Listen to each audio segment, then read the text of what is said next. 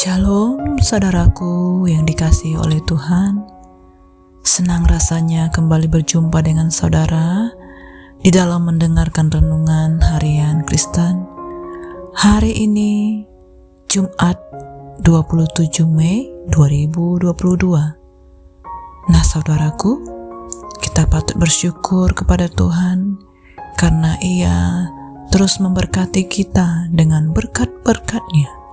Kemurahan, kebajikan mengikuti kita senantiasa. Nah saudaraku, kita akan persiapkan hati kita untuk mendengar firman Tuhan dari Pekanbaru Indonesia. Saya mengajak saudara untuk kita bersatu hati berdoa. Bapa kami yang di surga, sungguh kami bersyukur kepadamu kalau hari ini Tuhan masih memberi kami kesempatan untuk kami menikmati setiap anugerah Tuhan. Ya Bapa, kalau saat ini kami rindu untuk mendengar firman-Mu, ajar kami, penuhi kami, sehingga kami boleh memiliki langkah-langkah yang benar, memiliki tujuan seperti apa yang Bapa mau. Terima kasih Bapa. Kasih-Mu melimpah atas kami. Setiap kami yang mendengar firman Tuhan pada hari ini, Tuhan, Engkau yang terus selaraskan agar kami memiliki cara pandang Tuhan di dalam hidup kami. Ini kami Bapa, kami serahkan sepenuhnya waktu kami hanya kepada Tuhan. Berkati segala sesuatu yang kami kerjakan, Tuhan membuat berhasil. Terima kasih Bapa. Dalam nama Tuhan Yesus kami berdoa. Amin. Saudara-saudaraku, kita akan bersama-sama mendengar renungan pada hari ini dengan tema berkat orang benar. Firman Tuhan ini tertulis di dalam Mazmur 37 ayat 21 sampai dengan 33. Mari saudaraku, kita akan membaca firman Tuhan ini bersama-sama. Orang fasik meminjam dan tidak membayar kembali, tetapi orang benar adalah pengasih dan pemurah. Sesungguhnya orang-orang yang diberkatinya akan mewarisi negeri, tetapi orang-orang yang dikutukinya akan dilenyapkan. Tuhan menetapkan langkah-langkah orang yang hidupnya berkenan kepadanya. Apabila ia jatuh, tidaklah sampai tergeletak, sebab Tuhan menopang tangannya. Dahulu aku muda, sekarang telah menjadi tua, tetapi tidak pernah kulihat orang benar ditinggalkan, atau anak cucunya meminta-minta roti. Tiap hari ia menaruh belas kasihan dan memberi pinjaman, dan anak cucunya menjadi berkat. Jauhilah yang jahat dan lakukanlah yang baik, maka engkau akan tetap tinggal untuk selama-lamanya. Sebab Tuhan mencintai hukum, dan Ia tidak meninggalkan orang-orang yang dikasihinya. Sampai selama-lamanya mereka akan terpelihara, tetapi anak cucu orang-orang fasik akan dilenyapkan. Orang-orang benar akan mewarisi negeri dan tinggal di sana senantiasa. Mulut orang benar mengucapkan hikmat, dan lidahnya mengatakan hukum. Taurat Allahnya ada di dalam hatinya, langkah-langkahnya tidak goyah. Orang fasik mengintai orang benar dan berikhtiar membunuhnya. Tuhan tidak menyerahkan orang benar itu ke dalam tangannya. Ia tidak membiarkannya dinyatakan fasik pada waktu diadili. Amin. Nah saudaraku,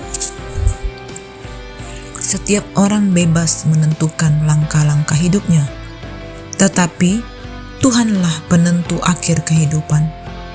karena manusia diberi akal, pikir, dan rasa yang dapat diolah di dalam otak dan hati. Tetapi Tuhanlah sutradaranya. Artinya, manusia dapat melakukan apa saja sekehendak hatinya, tetapi kata akhir tetap kepada Tuhan. Tuhan menjaga orang benar, sehingga walaupun mereka dapat jatuh, mereka tidak akan sampai tergeletak. Tuhan juga mencukupi kebutuhan mereka, dan bahkan dari kecukupan itu mereka dapat memberi dengan murah hati. Bagian ini ditutup dengan panggilan ajakan untuk menjauhi kejahatan dan melakukan kebaikan, karena Tuhan adalah Tuhan yang mencintai hukum.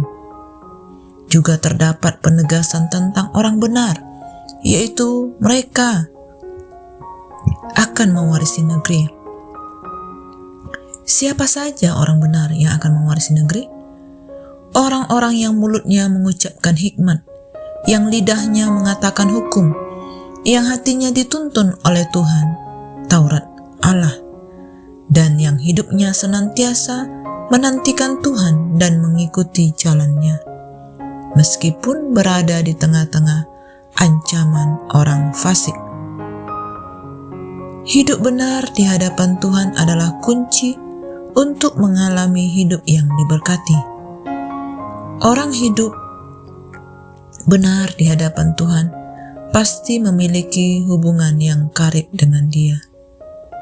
Daud adalah sosok yang memberikan teladan dalam hal kekariban dengan Tuhan.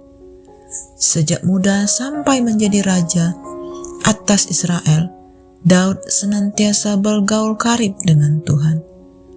Ratusan pasal yang terdapat dalam kitab Mazmur adalah pengalaman kekariban Daud bersama dengan Tuhan. Karena karib dengan Tuhan, Daud dapat melihat dan merasakan sendiri bagaimana Tuhan memberkati orang benar dan memberkati pula anak cucu orang benar tersebut. Yang akhirnya keluar dari pernyataan mulut Daud adalah, "Tidak pernah kulihat orang benar ditinggalkan atau anak cucunya meminta-minta roti." Artinya, Tuhan tidak akan pernah meninggalkan orang yang hidup benar, bahkan langkah-langkahnya pun ditetapkannya. Tuhan menetapkan langkah-langkah hidup orang yang berkenan kepadanya. Orang benar bukan hanya menerima dan mengalami kebaikan Tuhan bagi dirinya sendiri, tetapi juga kebaikan itu juga akan dialami oleh anak cucunya. Setiap orang yang percaya kepada Kristus secara akan beroleh status sebagai orang benar. Kita dibenarkan secara cuma-cuma oleh penebusan Kristus di kayu salib. Dengan kata lain, kita diberi status sebagai orang benar semata-mata karena iman. Oleh sebab itu, saudaraku, Tuhan menghendaki supaya kita tidak hanya dibenarkan secara status, tapi kita juga harus benar-benar bertumbuh dalam kebenaran. Dan hal ini membutuhkan sebuah proses yang berlangsung seumur hidup kita. Jadi, jika kita sudah bertumbuh sampai kepada tingkat orang benar, maka janji berkat Tuhan pasti akan digenapi dalam kehidupan kita, dan berkat itu juga akan sampai kepada anak cucu kita. Orang benar adalah orang yang takut akan Tuhan. Itu dapat diwujudkan melalui ketaatan di dalam melakukan firman Tuhan dan menjauhi segala bentuk kejahatan. Kepadanya Tuhan menunjukkan jalan yang harus dipilihnya. Orang itu sendiri akan menetap dalam kebahagiaan dan anak cucunya akan mewarisi bumi. Nah, saudaraku, bagaimana kita dapat mengalami berkat Tuhan sampai ke anak cucu kita? Berlakulah hidup benar. Demikianlah saudaraku renungan yang dapat kita dengar pada hari ini. Mari kita sama-sama hidup di dalam kasih Tuhan, di dalam belas kasih, bahkan di dalam kekariban dengan Tuhan, membangun hubungan bersama dengan Tuhan setiap hari. Demikianlah renungan yang dapat kita dengar pada hari ini. Mari kita satukan hati dan kita tutup di dalam doa. Bapa kami yang sungguh baik, kami berterima kasih buat firman-Mu yang sudah kami dengar. Kami percaya firman-Mu yang meneguhkan, menguatkan, membangkitkan iman kami, sehingga kami boleh menjadi lebih daripada pemenang.